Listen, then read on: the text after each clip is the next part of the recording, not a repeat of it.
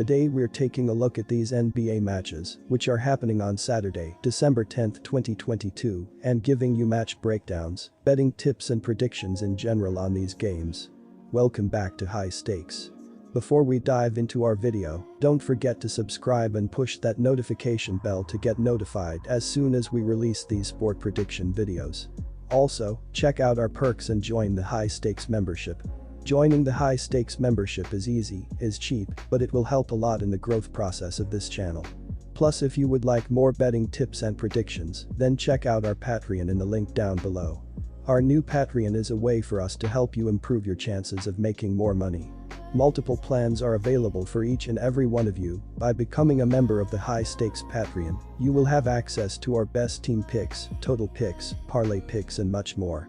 Stop wasting hours of your time searching for bad betting predictions that ends up costing you a lot of time and money. Join the High Stakes Patreon now and get the best betting picks. Going back to our video, we will give you 2 betting picks for each game, a team pick and a total pick based on facts and detailed explanation. One more thing before we start, check out our new channel High Stakes Props and Parlays, where you can find our player props and parlay picks predictions. You will find the link in the description and comments section below. And make sure to watch our videos till the end so you don't miss any of our picks. Denver Nuggets vs Utah Jazz. The Utah Jazz have been a solid team this season and are coming off a 124-123 home win against the Golden State Warriors. The Jazz shot the ball incredibly well as they shot 46 of 86, 53.5% overall, 15 of 35, 42.9% from beyond the arc, and 21 free throw attempts during the game. Point guard Jordan Clarkson led the team in 37 minutes, and he finished with 22 points, 4 rebounds, 9 assists, and 4 turnovers in the game. Defensively, they did alright as they allowed 45.9% from the field, 33.3% from beyond the arc, and 25 trips to the charity stripe. They were able to force 14 total turnovers with 6 steals and 7 blocks in the game as well. The Nuggets were able to shoot the ball extremely well as they shot 47 of 91, 51.6% overall, 12 of 30, 40% from beyond the arc, and 22 free throw attempts during the game. Center Nikola Jokic led the team as in 34 minutes he finished with 33 points, 10 rebounds, 9 assists, 1 block, and 6 turnovers in the game. Defensively, they did not defend the ball too well, as they allowed 48.4% from the field, 40% from beyond the arc, and 16 trips to the charity stripe. Looking at the offensive production in their previous 4 games, Utah is averaging 124.8 points per game, while Denver is scoring 112.8 points per game in that same stretch of games. Go with the Utah Jazz to cover the spread as it feels like a great option in this game. Take Utah Jazz. The Nuggets have been doing a solid job offensively this season. They are 10th in the sport with 115 points per game thus far and are shooting 50.1% from the floor and 39.7% from beyond the arc.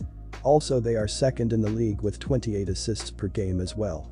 On the defensive side of the court, they are 18th in the NBA with 114 points per game, as well as allowing their opponents to shoot 48.9% from the field.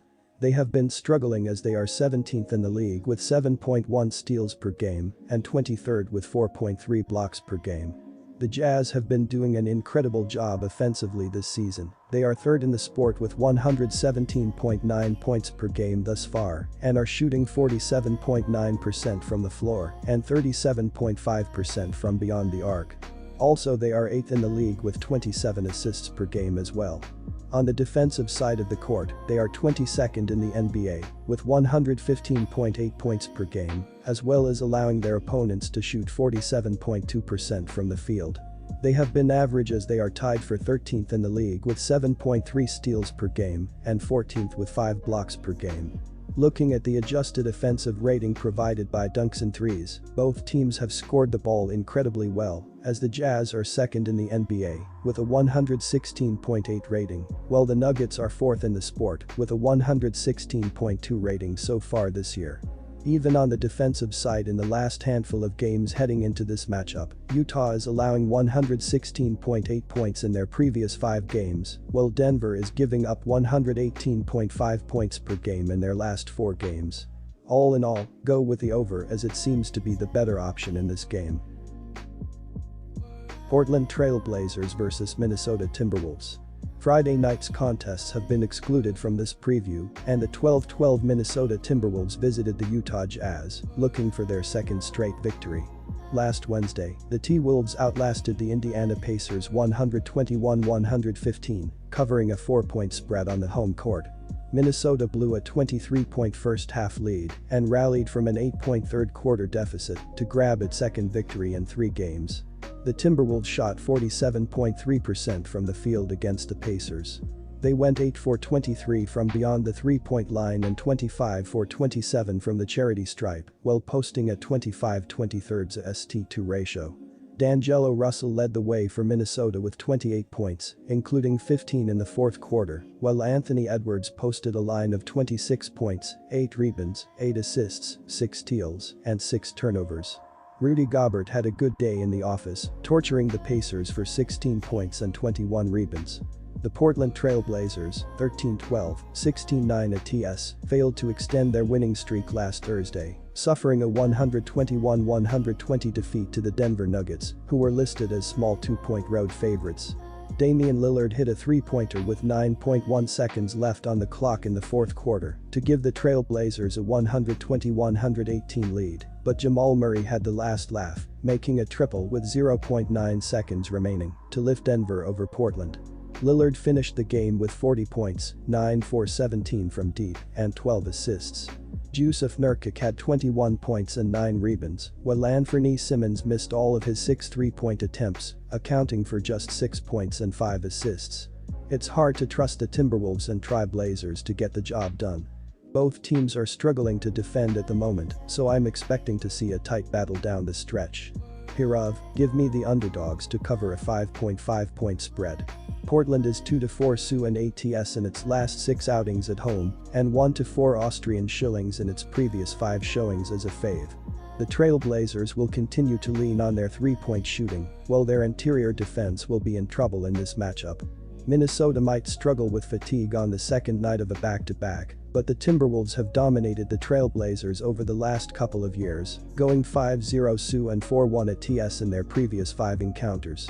Take the Minnesota Timberwolves plus 5.5 points.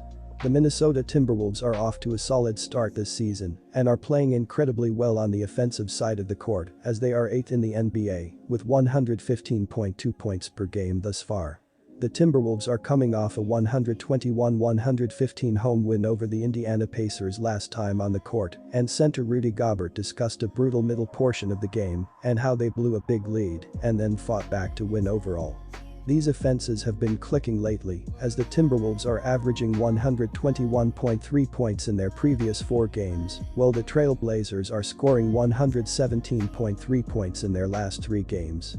These defenses are also allowing too many good looks from beyond the arc this year, as Minnesota is 29th in the NBA with an opposing three-point percentage of 37.7%, while Portland is 17th with a 36 opposing three-point percentage this season. The over feels like the better play with good offenses and not so good defenses, so go with the over here as well. Take over 230.5 points.